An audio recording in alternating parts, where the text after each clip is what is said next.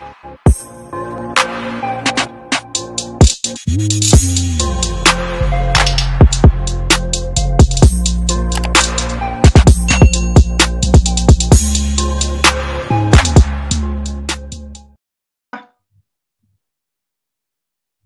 balik lagi bersama saya Rapco Tarigan dan kali ini ada orang spesial yaitu aktivis Game KI dan sekaligus mantan ketua bidang 1 Game KI Jakarta.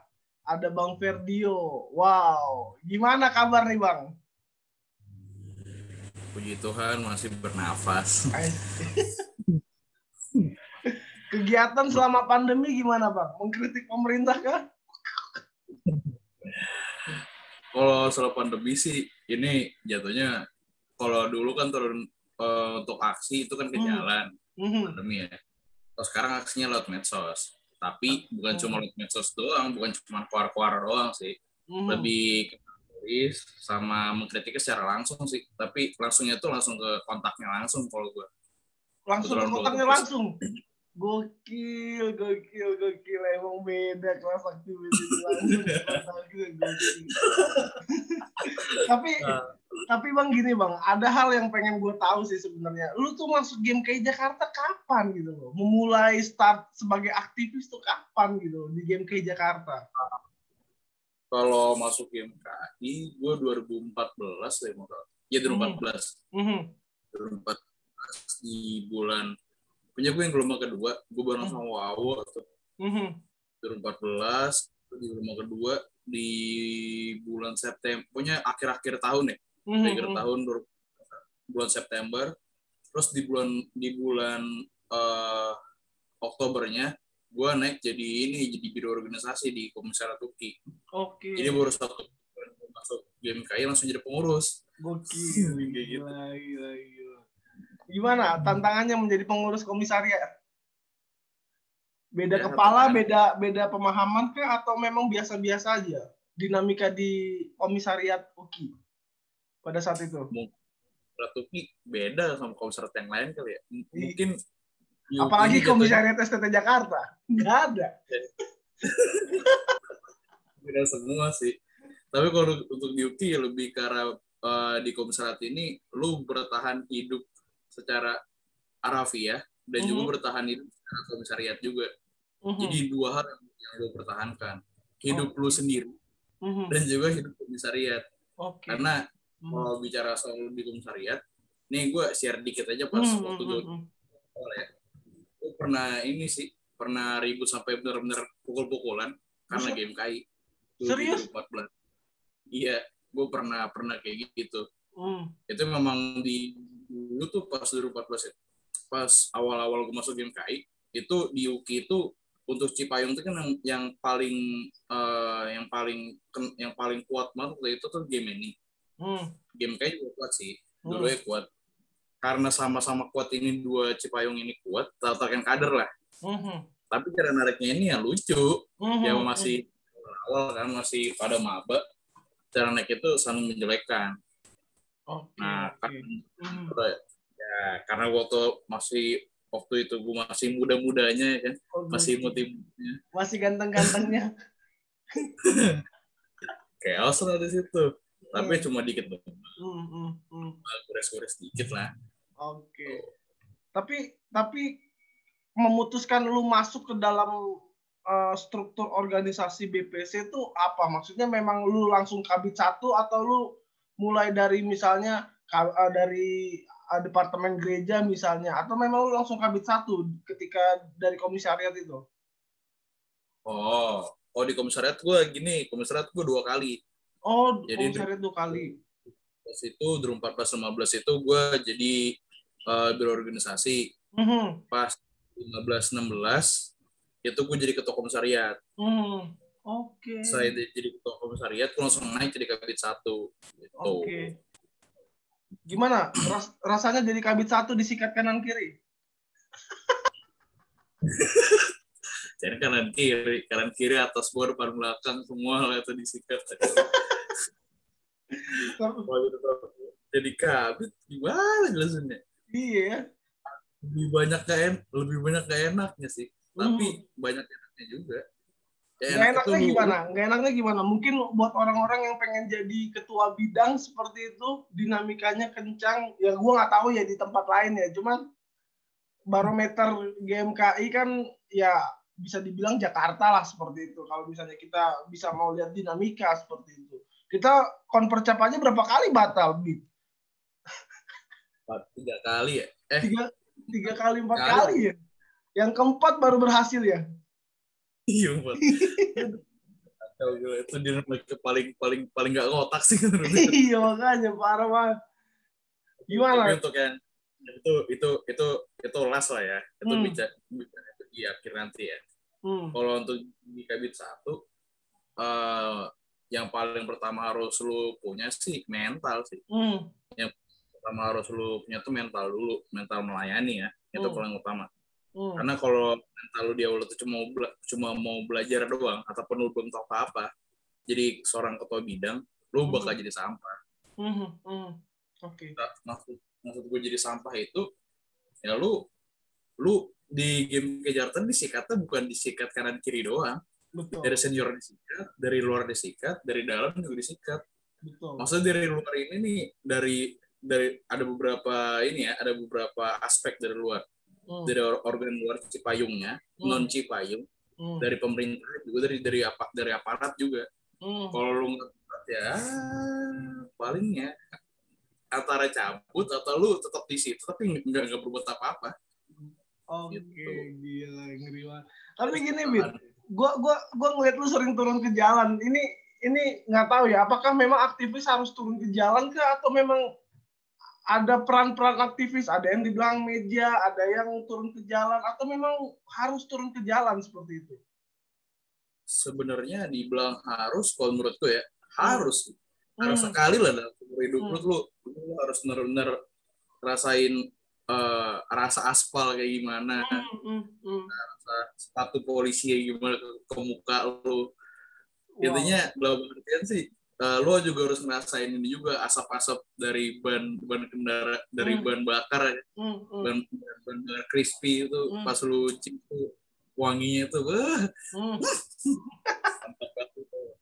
pokoknya itu bicara soal ini dulu sih, itu hal yang ringannya kayak gitu. Tapi bicara soal realnya, pada saat lu turun jalan, lu bakal tahu bahwa ngomongin itu yang lu pelajarin selama lu di organisasi ataupun di kuliah, itu lu bisa keluar di situ. Oke. Artinya nih ada ini juga, apa sih, ada tanda kutip panggung buat lu. Tapi bukan berarti cuma bicara soal panggung aja ya. Ini bicara soal mengeluarkan itu benar-benar hal yang betul-betul lu pelajarin, yang betul-betul udah lu kaji.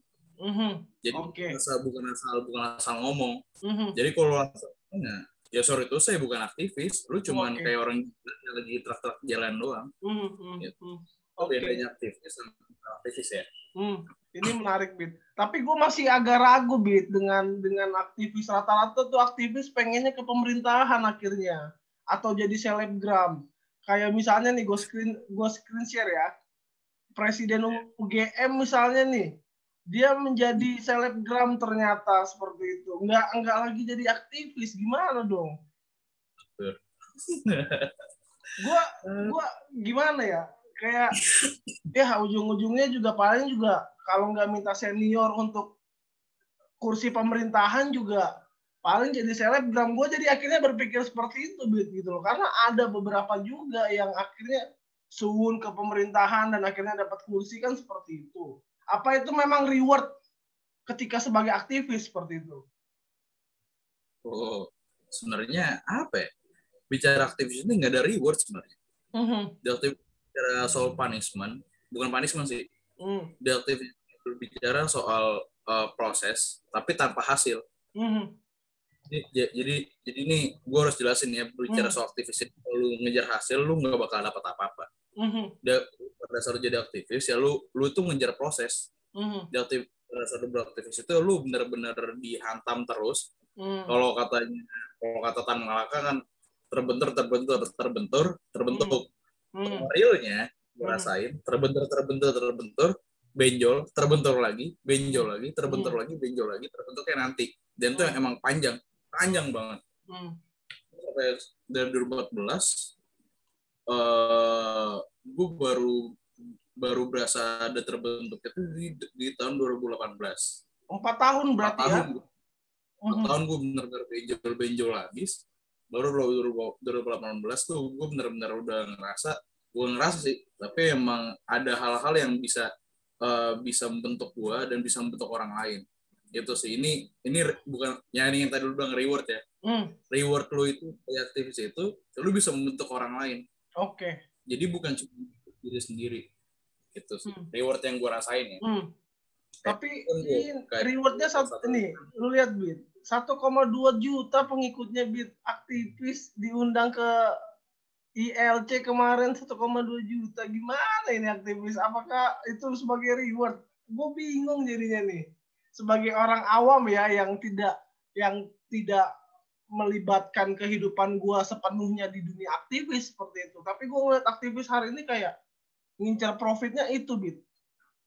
Kayak gitu. Sebenarnya gimana ya? Kalau gue sih bilang untuk jarak itu lu ngejar profit nggak ada masalah sih. Nggak ada masalah, ini bukan berarti nggak disalahkan juga ya. Tapi intinya nggak ada masalah. Artinya kalau memang lu mau bukan ngejar profit sih, itu jatuhnya hal yang udah lu dapat selama lu terbentur. Sebenarnya sih nggak, menurut gue pada saat dia dapat hasil dalam artian tanda kutip money di situ, dalam artian nggak ada masalah sih, dengan catatan dia masih idealis nggak sih sampai sekarang? Nah itu dulu. Dia makanya itu yang gue pertanyakan gitu. Kalau dia dia nggak menyuarakan apa-apa, sama aja bohong. Nah itu dia makanya, kan ada tuh tiba-tiba mantan ketua jadi komisaris misalnya kan BUMD atau BUMN gitu kan, bisa jadi kan, kita nggak tahu. Kalau udah dekat pemerintah kan nggak mungkin idealis gitu, iya nggak sih? Tergantung sih kalau bicara soal idealis atau enggak. Karena gini, kalau menurutku ya, idealis ada dua sih. Idealis yang pure idealis itu pada saat lu masih jadi mahasiswa, tapi mahasiswanya sampai semester 5 ya. Itu masih idealis yang pure. Semester 5 ke atas tuh idealis realistis. Idealis strip. Artinya lu idealis, tapi lu ada juga yang lu kejar, juga. Profitnya tuh apapun profitnya ya. Dalam artian bukan cuma duit doang, tapi ada juga relasi. Ada juga yang lain juga, itu sih. Oke. Ini menarik membahas dunia aktivis. Bit, gue pengen tanya pandangan lu soal kemarin BEM UI ini yang lagi rame seperti itu, yang menyinggung presiden, the king of lip service. Ini postingannya. Menurut lu Bit, maksud gue ini kan sebuah kritik seperti itu. Wajar atau enggak? Atau ini dalam taraf yang sebenarnya nggak wajar seperti itu? Pandangan lu gimana nih soal BEM UI ini? Kita cantumin aja deh sumbernya langsung. Iya. Nih, gimana jelasnya? Gue bisa bilang AJG sih, anjing. Wah, kenapa? Kenapa gue bilang kayak gitu? Ini ini kelihatan banget titipan senior. Kelihatan banget, terlalu terlihat titipan senior. Kenapa gue bilang kelihatan senior? Ini yang dibahas itu bicara soal itu kan dikritiknya tuh bicara king of lip service, itu bicara Jokowi. Dan ini bicara soal kebijakannya, oke, itu gue sepakat sama kritik-kritik yang mereka. Tapi yang nggak gue sepakat itu dari dasarnya mereka itu kurang. Ini bicara soal loh. Ini bukan BEM UI, tapi ini Universitas Indonesia, universitas yang terbesar lah di Indonesia. Itu kok dasarnya simple banget. Dalam artian kayak kurang kajian. Gue lihat ini yang mereka kritik ini bicara soal apa namanya tuh? Bicara soal yang kemarin tuh, bicara soal Undang-Undang Cipta Kerja. Itu titik itu juga kan waktu itu 2012. UTE juga. Terus bicara KPK itu yang bicara soal KPK-nya ini gue agak gimana ya? Kenapa emang? Karena politis tingkat tinggi itu bicara soal politik elit. Oke. Karena menurut gue kalau memang mereka bilang KPK dilemahkan, ya masalah dilemahkan di bagian mananya? Oke. Masih karena gini loh. Ini yang nggak lulus, yang gue langsung intin aja lah, gue buka lah ya. Yang nggak lulus ada sekitar berapa tuh, nggak sampai 100 orang. Ini yang nggak lulus mereka. Artinya gue bisa sebut ya mereka ya kurang apa ya, bisa bilang tuh kurang kebangsaannya kurang lah. Karena TWK-nya nggak lulus. Karena ada ratusan orang lain yang lulus. Kenapa ribuan ini bahkan itu 1276 bahkan yang lulus. Nah, ada ribuan yang lain tuh yang lulus. Sebenarnya yang 70 orang ini, yang di bawah 100 orang ini, kenapa mereka dong yang disorot? Apa karena ada novel Baswedan nih? Masalah gini. Oke, bicara soal novel ini, dia ini emang penyidik yang the best lah, penyidik yang bagus. Cuman makin kesini makin belakangan ini kan banyak yang bilang ataupun banyak isu yang beredar ini bicara soal Taliban. Oh iya. Ya kayak gue, ini jenggot gue bukan Taliban ya. Taliban macam. Artinya ini ada tanda kutip ada radikalisme yang masuk ke dalam KPK. Menurut gue juga ada yang pertanyaan-pertanyaan di TWK itu salah satunya tuh yang bicara soal lu pacaran ngapain aja, lu tinggal jawab aja sih. Kalau lu pacaran ngapain aja ya pacaran, ya sepacaran. Bicara soal pacaran itu bicara soal mengasihi, memberi, ya hal-hal yang simpel lah. Kenapa harus mereka bingung tuh jawabnya? Apa mereka melakukan hal yang lain dalam pacaran? Nah itu dia, itu kan rahasia pribadi. Soal ini juga kan, lu pilih agama atau negara? Ya kalau lu ngapain pilih agama atau negara sih?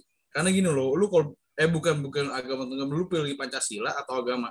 Kalau gue pribadi, gue harus pilih Pancasila. Ya karena ada ketuhanan Maha Esa. Iya. Lu nggak perlu pilih agama yang satu doang, artinya lu cuma fokus di satu sila doang. Pancasila ini benar-benar udah final dan binding kalau di MK kan kayak gitu. Dan gue juga lihat Pancasila final dan binding, bukan banding ya, tapi ini mengikat. Artinya udah nggak perlu ada perdebatan. Cuma kalau menurut gue tuh mereka yang mengkritik dan macam itu nggak memperdalam sih ilmu soal ilmu kenegaraannya kurang lah kalau gitu. Banyak masalah orang kayak gitu. Salah siapa dong?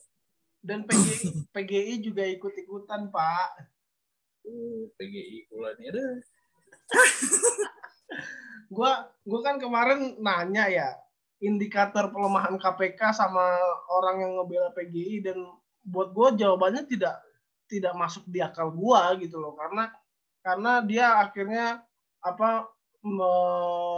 mengalihkan ke yang lain gitu. Oh ya udah gitu, biar publik aja yang menilai podcast gua gitu loh kemarin itu yang ngebela PGI. Maksud gua gini loh, PGI nggak menuliskan indikator spesifik di mana bagian pelemahannya kalau misalnya 75 orang ini nggak lolos gitu loh. Gitu. Dan buat gue misalnya kayak ada dewan pengawas seperti itu. Toh buktinya juga tetap aja kan ada yang ketangkap juga dan tidak dilemahkan dengan adanya dewan pengawas seperti itu menurut gue ya. Gue nggak tahu sebagai orang awam seperti itu. Ya buat gue KPK ini kan sebuah institusi besar yang nggak kekontrol gitu. Mungkin nggak di dalamnya ada, Fahri Hamzah berkali-kali bilang loh, KPK ini milih-milih kasus apa segala macam gitu kan. Dan itu nggak dilihat sama publik mungkin ya menurut gua gitu loh. Dan ngeri banget. Jadi kalau ini sih, karena kan gue pernah buat seminar nasional soal KPK itu Superbody, KPK dan MK waktu itu di UKI. Itu gue bikin seminar nasional tahun berapa ya? 2016, 15 kalau nggak salah 2015. Itu bicara soal Superbody. KPK itu memang artinya Superbody ini lembaga tinggi negara yang memang susah untuk diawasin segala macam. Tapi sekarang udah ada dewan pengawas nih. 2015 itu memang Superbody. 2015 sampai sampai 2019 2020 lah, sebelum Firly itu naik, KPK itu super body, sama sekali nggak bisa disentuh. Sama sekali nggak bisa. KPK itu Tuhan Indonesia lah. Tuhan dalam bentuk lembaga. Tapi sekarang itu KPK itu bisa dalam artian orang dalam KPK itu yang karena gini, gak usah jujur deh, BNN aja yang badan yang berbicara soal narkotik macam, mereka juga ada juga makin narkoba, apalagi bicara KPK. Iya, makanya. Apakah benar di KPK itu semua yang benar-benar beratas korupsi semua atau memang menikmati korupsi? Iya, kan kita bisa berandai-andai. Ini bicara soal realistis saja. Iya, makanya. Gak usah terlalu idealis buat kalau KPK itu benar-benar bagus, benar-benar firm di dalamnya. Enggak juga. Ada juga orang-orang yang brengsek di dalam. Gue yakin. Iya. Makanya, maksud gue media-media besar tuh kayak Mata Najwa apa itu segala macam tidak melihat dalam sisi itu bahwa KPK itu adalah sebuah organisasi atau institusi yang super body gitu loh, yang benar-benar nggak bisa tersentuh sama sekali. Akhir-akhir ini kan akhirnya mereka udah mulai gonjang-ganjing karena KPK katanya disetir, padahal kan nggak juga gitu loh. Nggak usah jauh-jauh, Bit. Orang yang kerja di Kementerian Agama juga ada yang korupsi kitab suci kok. Iya kan? Iya. Korupsi haji. Korupsi haji. Iya kan? Maksud gue kayak, ya semua butuh kontrol lah. Selagi manusia kan, daging kan lemah katanya kan gitu. Jadi kan gimana? Nah, kan kalau diituin, jadiin kalau well done enak ya. Iya makanya. Jadi menurut lu BEM UI ini ada titipan senior ya? Dengan narasi-narasinya ya? Dari muatan kritiknya mereka tuh terlihat ada banget sih, ada titipan senior. Gue kurang tahu, sebenarnya gue ada curiga ya sama beberapa. Cuman cuma curigaan doang, dan gue nggak mungkin gue share dong curigaan ini karena tapi bicara soal ini ya muatan titipan senior banget. Karena hanya beberapa isu yang dinaikkan di situ. Sebenarnya kan banyak isu yang lain nih. Iya. Contoh paling sih yang soal Papua nggak diangkat sama mereka. Iya makanya. Karena bicara soal lip service ini semuanya dong harusnya. Yang mereka angkatnya cuma soal yang tanda kutip kepentingan tertentu doang. Iya betul. Yang lain ini bicara soal yang lain, misalnya Papua apa yang paling simpel Papua, bicara soal yang terorisme yang kemarin. BMW cuma iya makanya ngomong sedikit udah langsung turun. Dan menurut gua ini jatuhnya kebiasaan di dalam ini sih, dalam yang gua lihat ya, ini kebiasaan dalam BEM kampus-kampus. Dan itu dari senior kalau lu jadi BEM, lu apalagi di UI ya, mungkin nih pandangan gua nih yang kirain, kalau lu jadi ketua BEM lu harus bikin something untuk negara, antara bikin keributan, intinya lu bikin sesuatu, bikin sesuatu yang bisa dilihat sama orang-orang di satu negara ini, karena lu UI kayak gitu. Oke. Kalau UI kan beda, UI penting chaos. Enggak, gue mikirnya yang mengkritik itu ketua BEM-nya nantinya jadi selebgram juga, buat apa ya kan? Udah ada bobo selebgram ya. Iya makanya. Paling bentar lagi udah tiba-tiba ada endorse, terus ada swipe up ya. Iya. Kayak ente. Iya, maksud gue kalau gue kan memang dari awal tidak gue memang pengen belajar di GMKI seperti itu, tapi nggak melibatkan sepenuhnya dalam dunia aktivis karena gue orang yang bukan tipikal turun ke jalan, dan memang gue vokal di sosmed gue gitu loh, tapi nggak turun ke jalan gitu loh. Beda sama ente kan pengalamannya luar biasa, dipukulin polisi iya. Luar dan dibiasakan. Iya, luar dan dibiasakan. Tapi ketika lu turun ke jalan, banyak nggak sih stigma orang gitu yang ngapain sih lu turun ke jalan gitu loh. Lu kayak mahasiswa yang nggak berpendidikan gitu. Ya nggak, lu pernah dapat stigma seperti itu? Ini bukan sekali 2 kali, ada ratusan kali. Ada banyak banget yang nggak setuju lagi macam. Cuman balik lagi, emang dalam artian kayak waktu dulu kan, gue pernah coret-coret di jalan tuh, coret-coret pakai jalan, terus gue pernah coret pernah spanduk, pernah bakar ban di tengah jalan. Oke, itu bicara soal hal yang dilihat masyarakat tuh nggak bagus. Tapi ini gue harus jelasin, ini ada yang namanya manajemen aksi, ada yang namanya nih manajemen ini psikologis dasar sih. Gimana caranya lu bikin orang-orang masyarakat tuh ngelihat lu.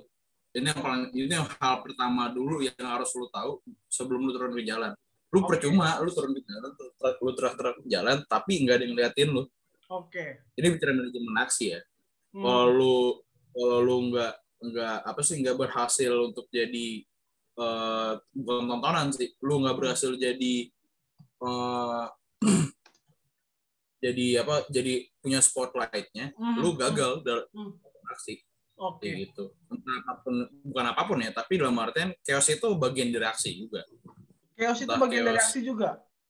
Chaos juga bagian dari aksi. Gue harus jelasin ya. Iya. Ini mungkin banyak nih yang mikir kalau chaos itu cuman benar-benar berjalan gitu ya. Nggak ada chaos ya yang tidak disetting. Ini lu bisa pastikan lah. Dan gue bisa pastikan itu. Nggak ada chaos yang aksi dimanapun sekarang ini, aksi yang chaos itu nggak ada yang nggak disetting. Semua chaos yang aksi sekarang dimanapun itu pasti disetting. Kenapa gue bilang gitu? Semua chaos itu pasti ada ini ya dong, pasti ada publikasinya, pasti ada yang namanya tuh yang mengabadikan entah foto, entah video. Kalau memang itu nggak disetting, kayak dulu lah, pas dulu tuh pas gue aksi bener nggak disetting, di Yuki itu jarang banget setting. Lu kalau aksi ya udah chaos saya tanpa ada yang megang HP, ya udah lanjut jalan. Itu udah untuk sekarang udah nggak kayak gitu. Sekarang bener lu chaos tapi HP udah siap ya kan, udah ada, bahkan mungkin ada yang pakai drone ya kan. Wah. Iya sih, benar. Termasuk kritik BEM UI yang disetting dan membuat chaos satu Indonesia. Aduh. Gokil. Karena BEM UI itu saya ngomong. Tapi kalau BEM yang lain bilang king of lip service, apa memang media bakal segembar-gembor ini? Nggak mungkin. Ini karena UI aja, karena bawa nama besar UI. Jadi nih BEM UI, gue bisa akuin sih mereka pinter sih. Gue kan pinter tapi goblok juga. Pinter ini mereka tuh pinter untuk melihat kalau ya siapa sih yang nggak tahu UI di Indonesia ini? Bukan cuma di Indo lah, di secara internasional pasti juga orang juga udah pada tahu juga bicara soal UI. Dan pada saat mereka buat suatu postingan yang kayak gitu, yang dalam artian bikin masyarakat jadi chaos lah, sedikit chaos menurut kita, tapi nggak terlalu chaos ya, sedikit chaos. Ya langsung nama UI naik.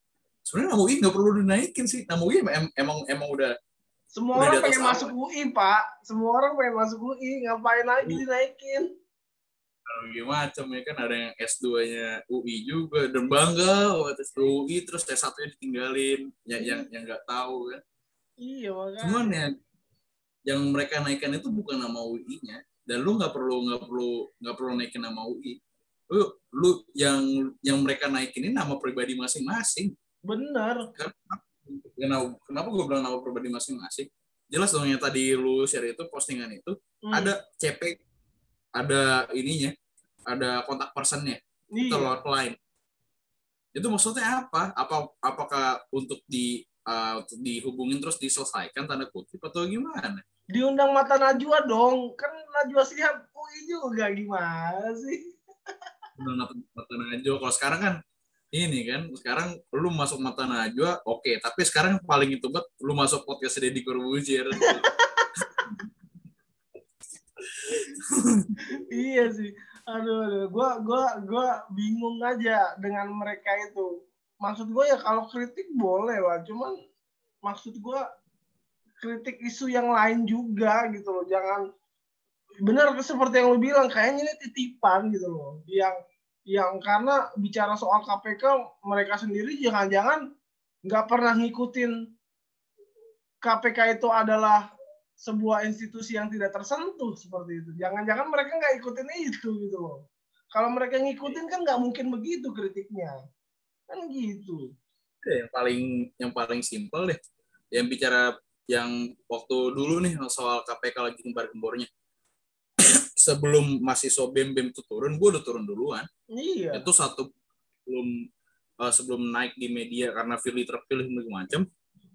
Sebelum itu satu bulan sebelumnya gue udah teriak-teriak di depan KPK. Gue udah sama gue udah naik mobil komando, udah teriak-teriak di situ bicara banyak hal, ada bicara soal korupsi daerah-daerah, dan itu yang lu suarakan itu bukan apa ya, bukan cuman sekedar karena lu pengen sesuatu, enggak, bukan sekedar lu pengen profit, bukan, tapi lu pengen sesuatu yang lebih daripada profit, yaitu bicara soal kesejahteraan umat. Ini lebih ngeri di situ sih. Kalau emang lu benar-benar lu real aktivis, artinya real aktivis ada yang tadi dua sih, yang idealis pure dan idealis realistis. Gue idealis realistis sampai sekarang. Lu terus ke jalan, lu nggak mungkin terus ke jalan tanpa ada kopi, tanpa ada rokok. Betul. Itu simpelnya kayak. Betul. Lu terus ke jalan ada kopi dan rokok, dalam artinya tanda kutip ada logistik. Tapi pada saat lu ada itu, lu udah punya logistik nih, lu udah punya amunisi, masa nggak lu keluarin amunisinya? Betul. Nah, kalau di UI ini gue lihat mereka tuh lagi nyari amunisi sekarang. Betul. Dengan cara kayak gini. Betul. Ngerti. Endorse jatuhnya. Aksi tanpa logistik juga kayaknya barbar ya. Ya pasti. Bahkan ada juga aksi logistik untuk chaos. Ada juga. Iya makanya. Tapi kan kalau aksi ada logistik kan chaosnya disetting gitu kan. Tapi kalau aksi tanpa logistik kan memang barbar aja, udah pengen barbar aja, nggak ada tujuan apapun yang mau disuarakan seperti itu. Ini menarik sih, Bit. Ada topik yang lain yang ingin gue bahas sebetulnya. Ini masalah 42 lagu yang dilarang nih oleh Komisi Penyiaran Irlandia, nggak ada Indonesia. Ini mengonfirmasi sekitar 42 lagu dilarang diputar di radio sebelum pukul 22.00. Hal ini tertuang dalam surat pemberitahuan dengan nomor sekian-sekian ditujukan kepada Ketua Persatuan Radio Siaran Swasta Nasional Indonesia. Gue bingung dah, Bit. Ini maksudnya 42 lagu ini gara-gara katanya mengandung unsur sensualitas seperti itu. Lagu-lagu yang yang dilarang seperti itu. Ini lagu-lagunya nih. Ada Ariana Grande, banyak banget lagu Ariana Grande. Terus Bruno Mars, Cardi B. Wah, 42 nih dilarang. Gimana pandangan lu? Masa kita nggak boleh denger lagu? Ini kan lagunya enak-enak semua nih. Kan. Gimana ya? Kalau untuk yang ini jatuhnya gue untuk memulainya untuk sekarang sih gue bilang lebih baik untuk sekarang ya. Lo lebih baik dituduh PKI daripada dituduh KPI sih. Untuk sekarang ya. Lebih baik lo dituduh lu PKI lu daripada lu KPI. Nah, kenapa gue? Karena sekarang KPI itu lebih dari PKI sih. Masa iya sih? Lebih barbar ya? Mereka tuh fokusnya untuk ideologi komunisnya mereka. Nah sekarang KPI itu komunitas. Ini bicara soal sebisa mungkin meminuskan otak-otak manusia di Indonesia ini. Iya. Ya hal paling simple, kelihatan banget lah.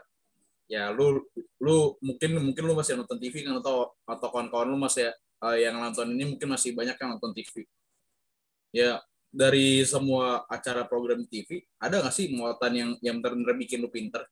Nggak ada. Sekarang muatan aja. Itu juga kadang-kadang muatannya politis banget.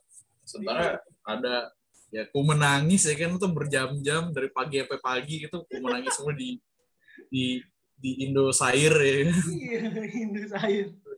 Makanya. Untuk sekarang gue udah 2 tahun 3 tahun lah gue udah nggak nonton TV lagi. Sama, gue nggak pernah nonton TV lagi. Karena tayangan apa? Paling stand up komedi lah yang paling menurut gue bisa menghibur ya, dan materinya bagus-bagus stand up komedi. Cuman kayak yang lain, aduh, drama, istri ini ada 3, gue aduh nggak ngerti gue, tapi nggak. Yang ini yang paling kemarin itu yang soal yang viral baru-baru ini kan, yang sinetron yang anak di bawah umur itu jadi masuk di sinetron sebagai istri, itu di bawah umur loh. Iya, dia masih di bawah 18 tahun, di bawah 17 tahun. Iya, makanya. Secara nggak langsung nih, ini secara nggak langsung, karena gini, bicara soal Undang-Undang Nomor 1 tahun 1974, ini bicara soal undang perkawinan. Lu sebagai perempuan yang dianggap dewasa itu 16 tahun. Ini di perempuan ini masih di bawah 16 dan dia ini masih di bawah umur. Secara nggak langsung, ini TV itu mengaminkan bahwa pernikahan di bawah umur itu boleh. Ya itu makanya. Pada gobloknya, dan lebih gobloknya tuh KPI kok bisa meloloskan. Nah, karena gini loh, gue udah baca di peraturan KPI-nya, gue udah baca yang tugas-tugasnya mereka. Mereka tuh bertugas tuh melihat dulu nih semua siaran-siaran itu, apalagi yang nggak live ya. Mereka harus nonton dulu, mereka harus lihat dulu, dan mereka nilai ini layak tayang apa enggak. Artinya yang kemarin tuh sudah dianggap layak tayang sama mereka. Kenapa tiba-tiba setelah mereka bilang tanda kutip layak tayang, terus beberapa hari kemudian karena netizen di Indonesia tuh lebih saya bilang lebih pintar lah sekarang. Dan KPI langsung bilang itu langsung dicabut. Langsung bilang itu melanggar aturan macam. Ya, tai kucing lah. Enggak, menurut gua KPI sebelum ini tayang nggak dicek dulu, anjing, kesel banget gua. Udah dicek, mungkin dicek tapi dicek dan ngasih cek, dicek dan dikasih cek. Asih, ngerti. Atau dicek tuh cuma 1 menit 2 menit doang. Tapi kan kelihatan kemarin thumbnailnya pelukan begitu, ya nggak sih? Gue kayak anjing apaan sih?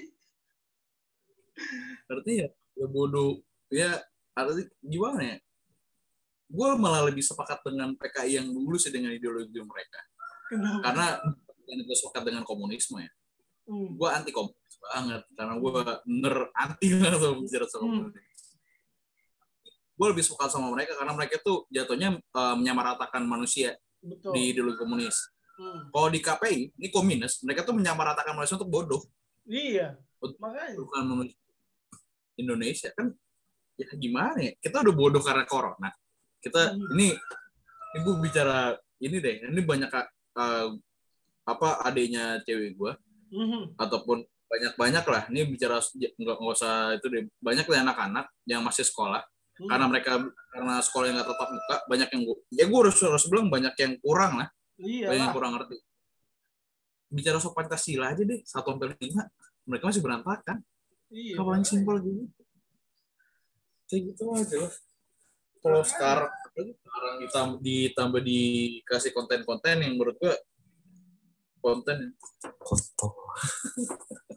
Gue maksud gue gini loh, ini kan pasti KPI melarang 42 lagu, kan pasti ada yang ngelapor kan bahwa lagu ini bermuatan sensualitas. Gue takutnya yang ngelapor ini nggak ngerti bahasa Inggris, Bit, nggak ngerti konteks kalimatnya, terus KPI mengiyakan aja, kan aneh banget sih. Iya kan? Sebenarnya gue gini deh, yang gue lihat sebenarnya kalau memang fokusnya mereka ini karena lagu-lagu itu bermuatan seksual, oke, dampaknya memang itu muatannya emang bermuatan seksual semua rata-rata. Bukan rata-rata sih, lagu itu memang ada muatan seksualnya. Cuman ada yang namanya radio edit. Sekarang tuh ada yang namanya radio edit. Bukan sekarang lah, udah berapa tahun, udah 10 tahun terakhir itu ada yang namanya radio edit. Kenapa? KPI itu nggak meminta pada radio-radio yang memutarkan lagu itu, atau contohnya Prambors itu paling sering tuh lagu-lagu kan. Kenapa mereka nggak meminta Prambors ataupun nggak nyuruh Prambors untuk buat radio editnya? Udah hal biasa radio edit. Lu buka Spotify, lu lihat radio edit tuh banyak udah ada radio edit semua. Versi Sound of Flora tuh ada radio editnya. Ada banyak, semuanya ada. Semua lagu 42 lagu itu ada radio editnya. Kenapa nggak diminta itu aja yang disiarkan? Kenapa harus dilarang semua sampai jam 10 malam? Itu kelihatan kalau Indonesia tuh engasan anjir. Emangnya kita bisa engas karena lagu bahasa Inggris? Yang gue tanya mau lu deh, lu emangnya lu pernah engas karena denger lagu? Iya, gue nggak pernah ngaceng karena denger lagu, jadi. Ya makanya kan kocak anjir nih. Apa KPI-nya yang kayak gitu? Atau mereka menganggap manusia Indonesia kayak gitu? Ya, gue nggak ngerti. Makanya gue nggak habis pikir.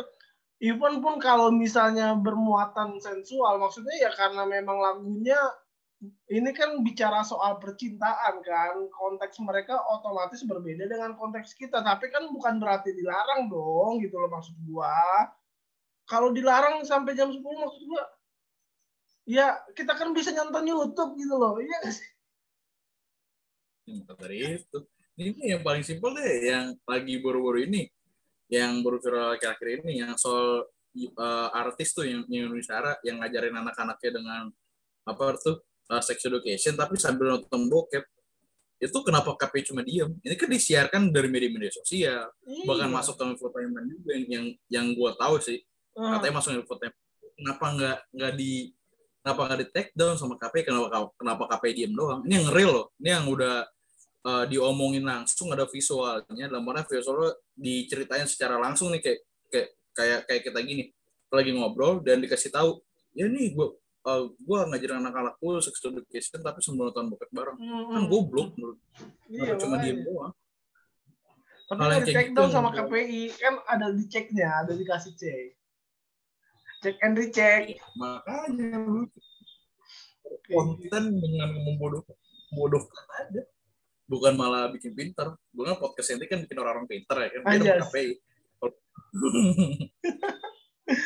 Makanya gue tuh udah dilarang gitu, udah ya udahlah, dilarang di radio lagi. Radio mau nyetel lagu apa, lagu mereka bagus-bagus yang dilarang 42 itu.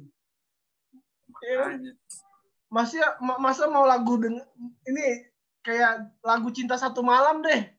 Itu jelas-jelas sensual banget, Cinta Satu Malam. Oh, indahnya. Tapi nggak dilarang sama KPI kan gitu. Makanya lucu. Makanya yang gue lihat di KPI ini hanya lihat cuma lagu barat. Intinya lagu yang gue lihat ya, yang mungkin nih KPI ini lagu barat pasti ada unsur seksualitasnya. Enggak semuanya. Enggak semuanya makanya. Emangnya enggak ada unsur seksualitasnya. Ini nih yang paling yang lagi kocak-kocaknya nih, yang Aldi Taher. Iya. Yang lagu Sabiara, itu juga ada unsur sensualnya juga. Iya, ini seksis. Iya makanya. Tapi nggak dilarang gitu ya kan. Ya pelecehan juga lagu. Makanya. Gue nggak dilarang. Aduh, KPI ini emang bener-bener dah pusing gue. Aduh, nggak ngerti gue. Nggak ada anak bocil maksud gue yang tiba-tiba naik gitu gara-gara denger lagu itu. Nggak mungkin, lagi juga dia nggak ngerti bahasa Inggris kali gue rasa. Makanya. Justru kalau menurut gue ini loh yang paling gue waktu dari dulu tuh dari masih kecil gue bisa bahasa Inggris karena dari dua hal. Dari main game sama dari lagu. Iya.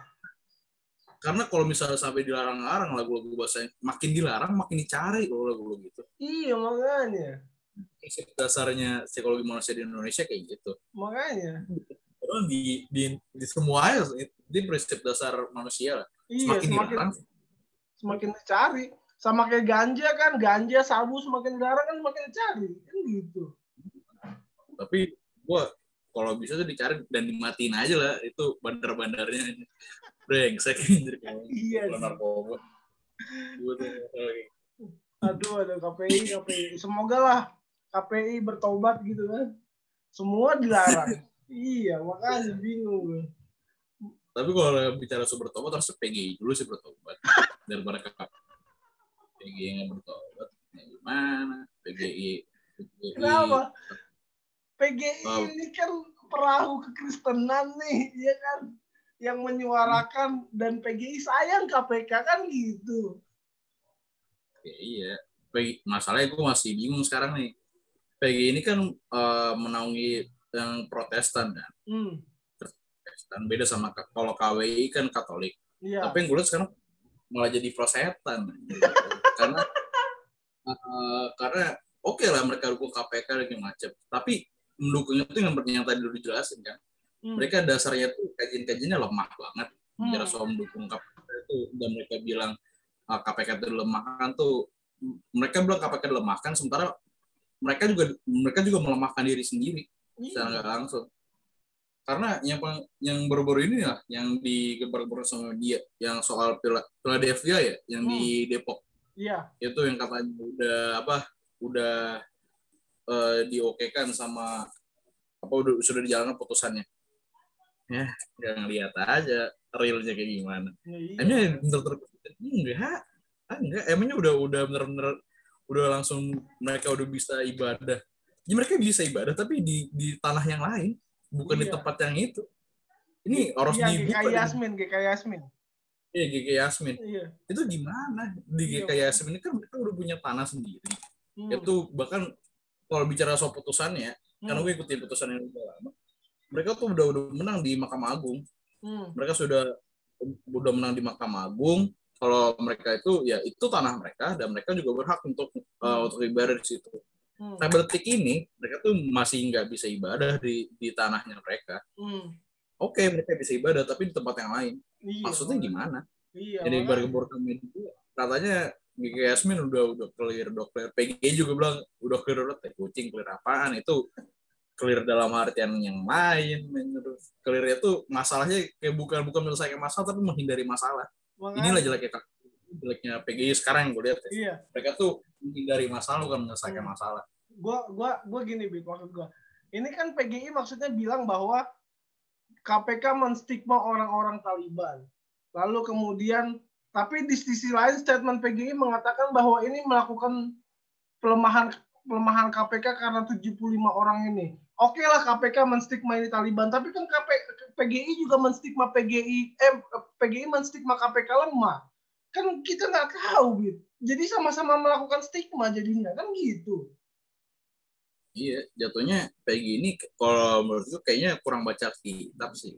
Iya, makanya harus pendalaman Alkitab dia di Salemba 49 kan gitu. Apa perlu gue pimpin? Karena gimana ya, kan yang bisa menjudge itu bukan manusia. Manusia tuh nggak bisa menjudge. Iya. Yang kalau memang benar-benar soal agamisan ini jatuhnya bukan agamis, jatuh jadi agak amis, bukan agamis. Kayak dulu orang bilang bahwa ini kehadiran Dewan Pengawas akan memperlambat penyidikan sebuah kasus, tapi nggak juga. Atau buktinya Juliari Batubara juga ketangkep kan gitu. Ya itu dia. Kalau bilang dilemahkan bagaimananya. Hari gini nih, ini ada fakta yang baru nih. Baru pas di Firly doang, baru Firly sekarang ini KPK mau bahkan berani mengaudit BUMD DKI Jakarta. Ini baru sekarang nih, APBD DKI Jakarta. Ini baru sekarang. Pas yang sebelumnya itu nggak ada sama sekali itu yang nyentuh KPK tuh nggak nyentuh sama sekali untuk APBD DKI, sama sekali nggak nyentuh. Nah sekarang nih udah berani gitu. Berarti kalau menurutku justru KPK malah lebih kuat sekarang. Jadi sama sekali nggak ada takut untuk kemana-mana. Iya, takut untuk audit ini audit itu ya hajar aja. Terus sekarang KPK. Gue sih usulnya justru KPK nih mengaudit keuangan PGI nih. Iya, perpuluhan itu jadi apa ya kan? Iya, makanya. Tiba-tiba beli sepatu aja gitu kan. Aduh. Kita mau jadi kayak PGI ini ngomong jadi menjadi jadi ngegosipin kayak PGI gitu. Aduh. Gue dari kemarin cari orang yang kontra dengan PGI, dan kebetulan lu juga kontra dengan PGI kan. Jadi ya udahlah sekalian aja kita omongin gitu loh, karena orang yang ngebela PGI itu kayak apa ya? Iya dulu perjuangan PGI ya begini, enggak, maksud gue statement PGI nggak terlalu kuat untuk bilang bahwa ini pelemahan KPK gitu loh buat gue gitu loh. Iya, bahkan dalam arti ini justru malah menstigma KPK bahwa KPK lemah itu stigma juga akhirnya KPK melakukan stigma Taliban tapi PGI juga stigma KPK lemah jadi sama-sama melakukan stigma jadinya gitu loh menurut gua. Ya. Jatuhnya ini kalau menurut gue ini blunder terlucu lah untuk dari PGI. Mereka udah blunder di GK Yasmin, mereka udah blunder di HKBP Delpia mereka blunder di berbagai, bahkan di daerah Papua pun juga mereka blunder juga yang soal tiba-tiba KKB itu dijadikan terorisme tapi mereka cuma diam. Iya. Karena ini jatuhnya terlalu banyak blunder sih PGI. Bahkan menurut gue untuk sekarang kayaknya udah nggak haram lagi untuk bilang bubarkan PGI sih. Untuk sekarang udah nggak haram lagi untuk lo sebut untuk menurut gue sih ya PGI mendingan bubar aja sih, ganti yang lain lah. Iya makanya nggak perlu lah, kita juga nggak merasa dinaungi dengan PGI kok. Iya, kita dinaungi, perpuluhan kita kan dinaungi sama mereka. Waduh. Setuju. Gue bukan gimana, gue kontra, tapi gue juga ada bukan pro juga sih. Gue lebih ke arah netral sih sama PGI. Tapi kalau hal kayak gini jatuhnya gue kontra banget sih sama bicara soal KPK, yang mereka bicara soal KPK. Kenapa tiba-tiba PGI itu malah masuk ke ranah politik elit? Iya. Kalau mereka mau politik, karena ada juga nih kawan-kawan gue juga banyak sih yang dalam PGI kan, ada petinggi-petinggi juga di situ. Mereka bilang PGI ini memang bicara soal politik juga, iya. Ya memang bicara soal PGI memang bicara politik juga, iya. Tapi ya kenapa harus bicara soal hal yang terlalu elitis? Betul. Kalau bicara soal kayak gitu ya kenapa lu nggak masukin ke dasar kekristenan juga? Kenapa cuma bicara soal politis aja kemarin? Betul. Itu bicara soal KPK gimana ini macam-macam. Maksud gue gini, Bit, dalam arti gini. Kalau PGI hanya menerima 75 orang itu yang datang ke PGI untuk berdiskusi, buat gue boleh. Karena setiap orang punya hak buat berdiskusi. Tapi kalau sudah berniat untuk menyurati presiden dengan alasan pelemahan KPK dan sekaligus katanya statementnya PGI mengatakan bahwa TWK tidak bisa dijadikan ukuran karena mengutip perkataan presiden, buat gue nggak perlu sampai disuratin gitu loh. Presiden juga ngerti apa yang dia omong gitu loh. Nggak sampai disuratin juga. Terus menuliskan bahwa siaran pers PGI kan bilang bahwa ini merupakan wujud pelemahan KPK. Buat gue di dalam surat persnya tidak menunjukkan poin-poin mana yang merupakan pelemahan KPK itu gitu loh. Jadi buat gue ya nggak agak sedikit kontra sih dari lo bilang tuh. Presiden juga ngerti apa yang dia omongin. Emangnya presiden ngerti Bipang kemarin itu? Waduh. Presiden coba baca doang, Pak. Iya. Waduh. Iya. Sepakat. Yang penting 3 periode, Bin. Mungkin intinya bernegara yang berlucu-lucuan aja lah. Iyalah, nggak usah terlalu serius juga lah. Sama PGI juga ya gitu lah, kita jadiin lucu-lucuan aja, nggak usah terlalu serius ngebela PGI juga. Aduh, pokoknya kocak. Nih benar-benar bikin udah karena pandemi kayak gini dikasih masalah-masalah yang menurut gua nggak penting-penting amat. Iya, malah makin pusing ya, makin banyak yang stres. Bahkan juga kan sekarang bahkan RSJ pun, rumah sakit jiwa pun jadi tempat untuk isolasi mandiri. Itu serius lu? Ada RSJ juga. Lu coba lihat deh di mana itu kemarin di Kompas, nggak usah di Kompas Detik. Itu dikasih tahu beberapa rumah sakit di seluruh Indonesia itu yang menerima atau isoman. Salah satunya RSJ juga ada di situ. Isoman lagi untuk isolasi plus sama vaksinasi juga. Oke, ada nih di YouTube-nya nih. Ada. Kocak banget sampai RSJ pun yang orang-orang dalamnya jiwanya perlu itu kan perlu disehatkan ini.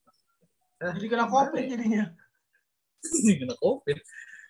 Tapi ada nih orang rumah sakit jiwa di Semarang digunakan untuk merawat pasien COVID-19 di berita1.com. Berita 1. Wah gila beneran dong. Makanya kan udah bener-bener gelo aja tuh.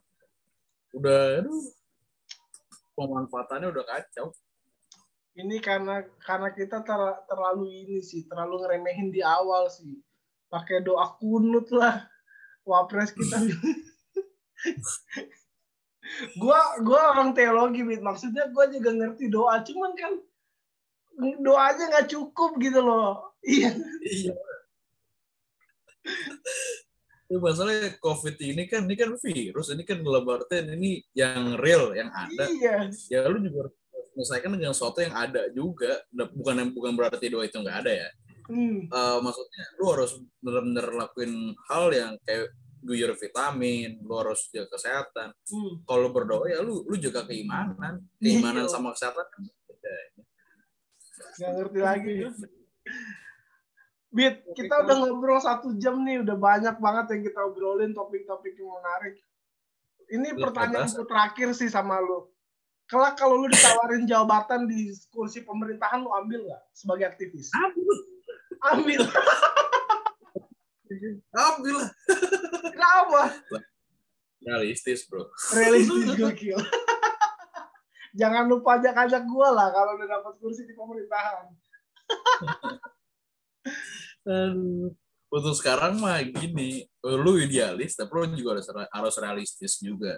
Artinya lu jadi apa di pemerintahan, kalau lu cuma bicara soal realistis bahkan masuk ke pragmatis doang, ya buat apa lu sama bertonton jadi aktivis? Betul. Karena yang gue lihat ya, perbedaan antara komisaris ataupun yang masuk pemerintahan yang dari aktivis ataupun yang tidak dari aktivis itu beda. Interaktif itu mereka lebih ke arah lebih bisa untuk mengontrol diri, dalam artian ada idealisme, ada sedikit idealisme juga. Ada idealismenya juga yang dipelurkan ataupun yang dimasukkan ke dalam kebijakan atau pemikiran mereka. Yang masih pro rakyat ya. Tapi kalau yang non ya pro saku sendiri, pro dompet sendiri, dompet. Tapi sekarang yang bukan dari aktivis jadi komisaris tuh, kayak Abde Sleng gitu kan. Dia kan bukan aktivis, tapi ada pelatihan komisaris, Ada. Aduh, gimana? Ada pelatihan ada? Iya nih, lu lihat tadi gua coba cari ya beritanya, pelatihan jadi komisaris. Ini bukan yang Bismillah komisaris. Nih, ada beritanya, Erick Thohir gelar program pelatihan bagi komisaris BUMN. Tuh, Menteri BUMN Erick Thohir mengatakan tim direksi dan komisaris tidak hanya siap diangkat, tapi harus siap belajar dan bertransformasi. Juga siap dicopot jika tidak memenuhi KPI, kayak gitu kan. Ada,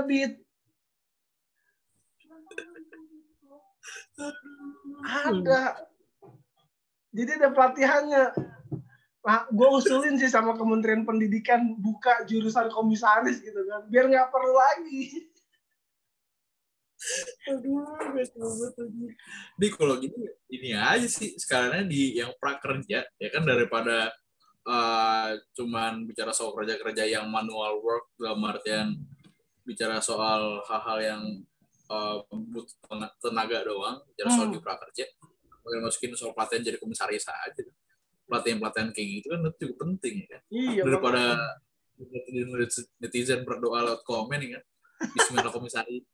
Komisaris. Latihan aja ya. Iya makanya. Aduh. Bismillah komisaris BUMN kan gitu. Tapi sekarang yang bilang kayak gitu nggak ada satu menjadi komisaris aja. Justru yang jadi komisaris itu yang mendukung yang mendukung di komen-komen yang mendukung tanpa ada embel-embel Bismillah komisaris. Iya. Mereka jadi Ampun. Oke, Bit, terima kasih banyak sudah ngobrol sama gue. Udah 1 jam lebih kita ngobrol dan topiknya seru-seru banget. Semoga ini menjadi perenungan buat orang-orang yang nonton seperti itu. Itu jangan merenung.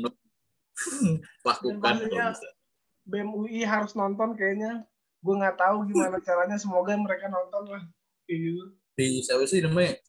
Leon ya? Leon siapa gitu nama itu yang nama ketua BEM. Oh, nama CP-nya ya? Nanti linknya gue kirim ke CP-nya aja ya?